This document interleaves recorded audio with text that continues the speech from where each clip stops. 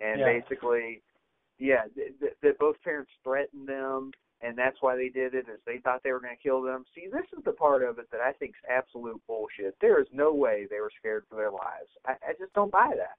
That's the part that I'm just like, no, fuck you.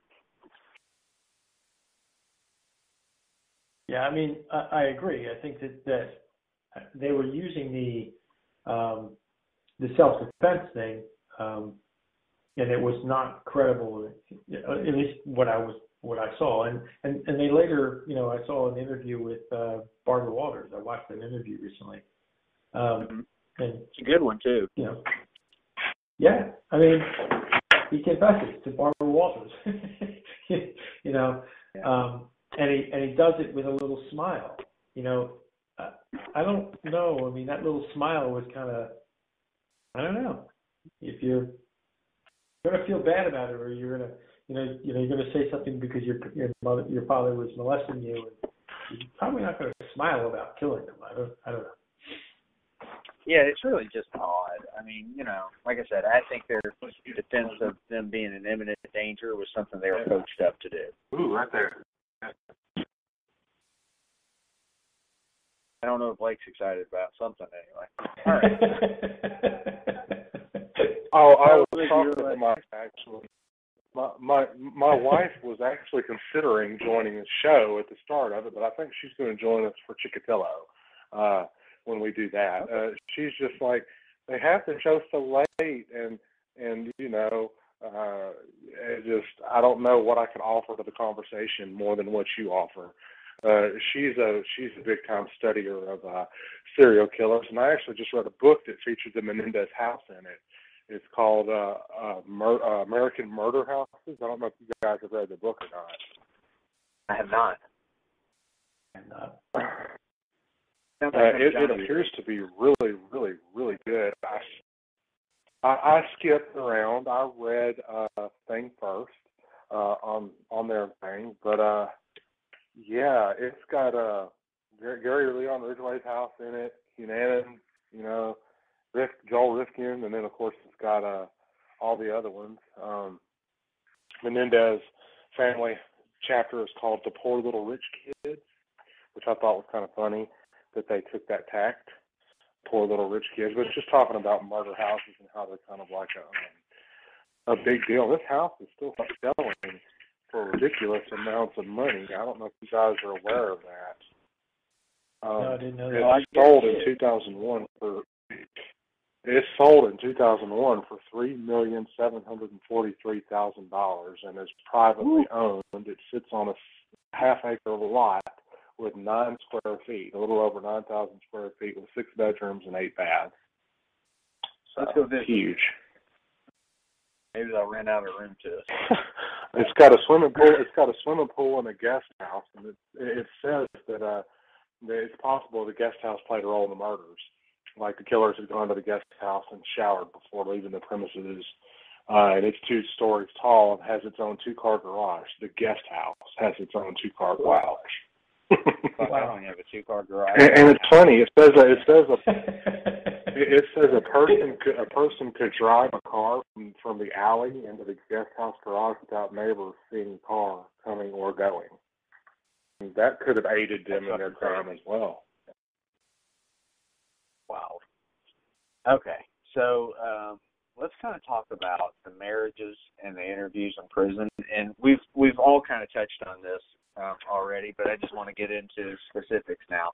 So, since they went to prison, both brothers had gotten married, even though California doesn't allow conjugal visits, which is just fucking sad for them. But for those convicted of murder or those for serving life sentences. July 2nd, 1996, Lyle married longtime pen pal Anna Erickson. She's kind of hot, or she was, a former model, which obviously she would be if she was a former model, in a ceremony attended by Abramson and Lyle's aunt Marta Menendez, and it was presided over by Judge Nancy Brown. And then they were divorced April 1st. Oh, see, I'm thinking of somebody else. Sorry. I'm thinking of Eric's wife, I think. But anyway, they were divorced April 1st, 2001, after Erickson reportedly discovered Lyle was quote-unquote cheating on her by writing to another woman. That shit's great. I'm sorry, it's just funny to me. It's like, you married a dude in prison and you're mad he's writing to somebody else. It's fucking great. One of the Menendez brothers got married in prison, and then the lady that he married divorced him because he was writing to another woman. Yeah, but you're missing I was filling my wife in on what we were talking about. Oh, but so Lyle, being the which one got married in prison though? Didn't one get married in Folsom State prison? I think they have Twinkies as their cake too. Is the amazing thing. They can't even have a wedding cake. I assume because they figured they'd sneak a file in. But that was for Lyle. And no, this was Lyle still. Lyle married Anna Erickson, got divorced because he was cheating on her about writing to somebody else. And then 2 years later, he then, at 35, married Rebecca Sneed, who was a 33-year-old magazine editor from Sacramento at a ceremony visiting area of Mule Creek State Prison. Lyle and Rebecca had reportedly known each other for about 10 years prior to their engagement. I wonder if he was cheating on Anna Erickson with this girl, Rebecca Sneed. It all kind of lines up, doesn't it? I want to ask him. It's ridiculous talking about cheating when you've never married. Talking about cheating when you've never married or seen the fucking person that you married is so ridiculous. It's like it's taken the conversation from serious to like satirical in a real quick amount of time. He never even test drove the car. So I just, you know, I don't know. You got to test drive the car before you fucking buy it. That's all I'm saying. They're never going to. Or maybe you just don't want to die alone, but you're in prison. Yeah, but you're still alone.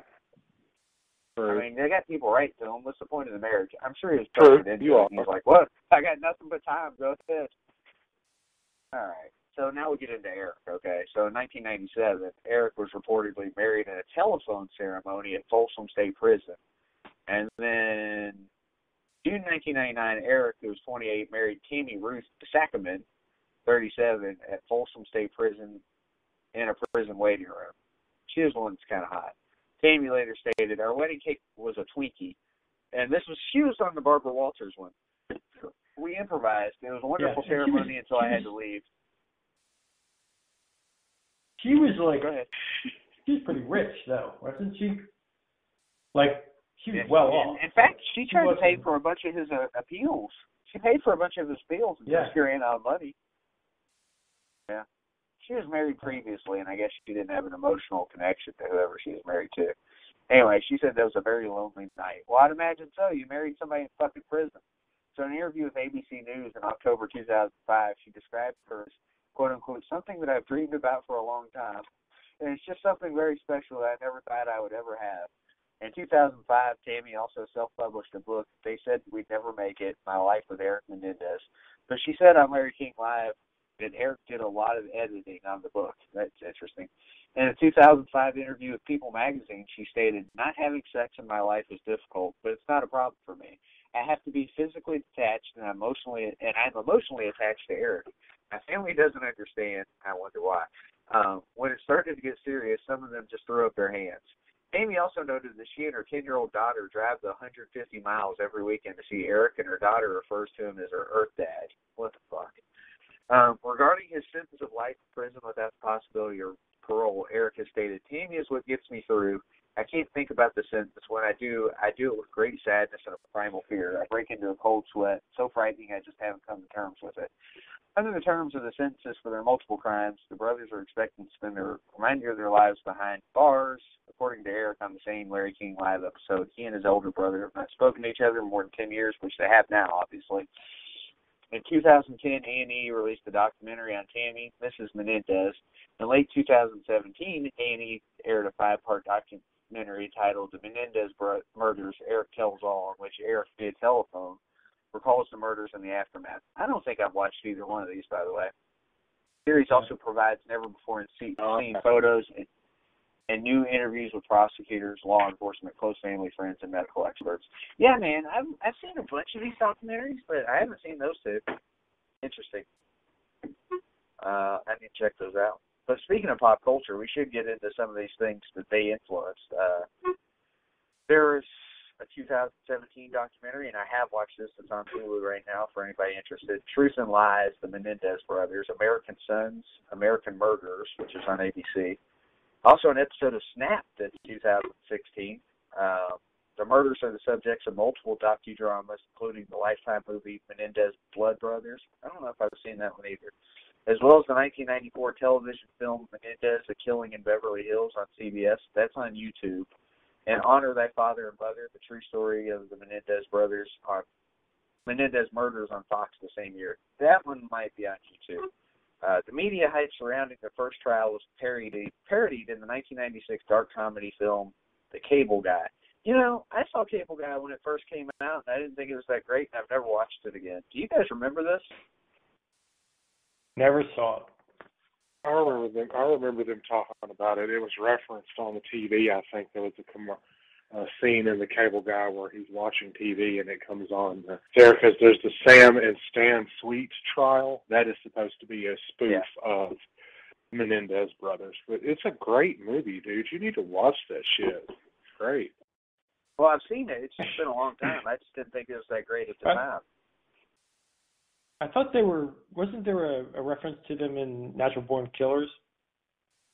Yep. They were also depicted in the film Natural Born Killers. Good call. Yeah, but I forget how they were. I remember there was some sort of connection, but I can't remember what it was. Yeah, and I just watched it a few months ago. You'd think I'd remember, but I was kind of half watching it while I was working, so I have to check it out. I've never seen that movie all the way through, so that's on my list of things to watch.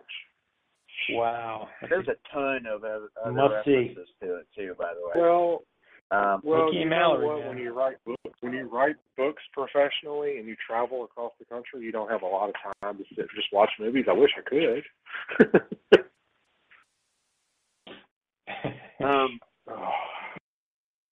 This is also on Hulu, and it's the last one I'm going to throw out. Law & Order True Crime, The Menendez Murders, premiered on NBC in September 2017. I really liked that documentary TV show. It wasn't a documentary, but, you know, it was a dramatization. It's good shit. I thought it was good. The woman who played Abramson was awesome. I enjoyed it. But, man, I remember hearing about it. I didn't see it. I think 20 years from now, you guys will still remember this whole thing, because I feel like I will. I feel like it's, you know, ingrained in American culture well enough to be remembered. Even though, like, I mean, there's these, like, why is this one so famous? What is it about this one? Johnny, what do you think, man? I mean, you study all these things. What is it about this case? I think this case is that these were pretty normal-looking kids, and they were very photogenic and really, you know, almost squeaky clean. They played tennis and all these wonderful things in these wonderful worlds, and that was sort of what resonated to it. It didn't make sense that somebody would just kill their parents like that. It was a ruthless thing, and it I don't know, it just sort of, I think that's why it would resonate through the rest through history. Like when you look at other major crimes and other major murders, it's because of they're bigger than life, and I think Menendez were bigger than life. It's obviously, since it shows up in various books and movies and television, it's because it resonates somewhere, and I think that's why it'll be around.